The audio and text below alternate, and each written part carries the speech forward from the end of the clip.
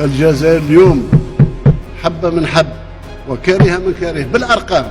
الاقتصاد الوطني اليوم أقولها بكل فخر وشرف أن الإنتاج الوطني تاعنا بدا يبرز في الداخل وفي الخارج.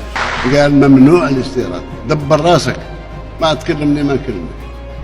ما نبغيش قطرة تاع إيسانس تستورد للبلاد. عشرانة الجيش الوطني الشعبي اللي خايفين منه من بعيد، ولكن الركائز تاع الاستقلال هو الجيش القوي والاقتصاد القوي. وما عندنا حتى عقدة في هذا المجال، ما عندنا حتى عقدة. هذا هو، تجيني بالكلام الحلو معليش، كلامك يديروا على جهه بصح راني شاد حجره في يدي، تخرج على الصف نعطي.